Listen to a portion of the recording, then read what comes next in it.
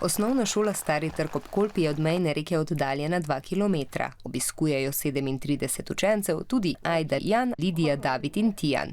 Prihajajo iz različnih okoliških vasi in odločitve, ki jih sprejmejo politiki v zvezi z nelegalnimi prehodi meje, se tičejo tudi njihovega življenja.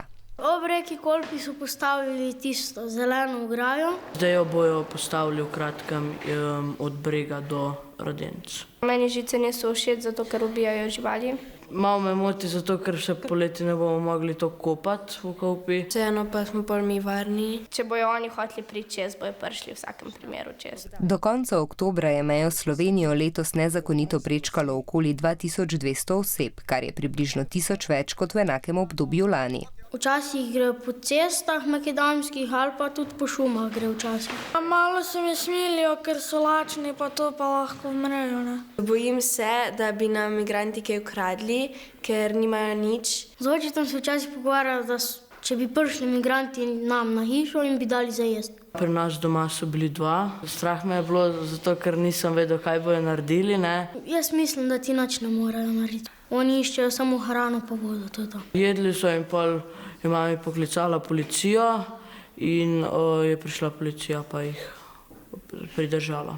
Meni se bolj smilijo migranti, zato ker morajo iz enega konca na drugega priti in če jih policija ujame, jih spet nazaj pelje. Policijska uprava Novo mesto na širšem območju ob državni meji občasno obravnava posamezne primere vlomov in tatvin, a nima podatkov o tem, koliko jih zakrivijo tujci in koliko državljani Slovenije.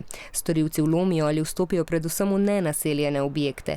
Tujci se izogibajo stikov z domačini in po nezakonitem prehodu meje pot večinoma nadaljujejo po nenaseljenih območjih in gozdovih, so še sporočili s policije. Veliko ljudi je strah za nas otroke, ne pustijo, da gremo kam sami. Ker me je strah, ne hodim več pozno na igrišče, ker so jih tudi tam že našli parkrat. Nič mi niso pač v napoto, da bi mi kaj naredili. Jaz jih še nisem srečala, pa pol ne vem, zakaj mi bi sploh kaj naredili. Pri prečkanju meje čez globoko Kolpo se v nevarnosti večkrat znajdejo predvsem migranti sami.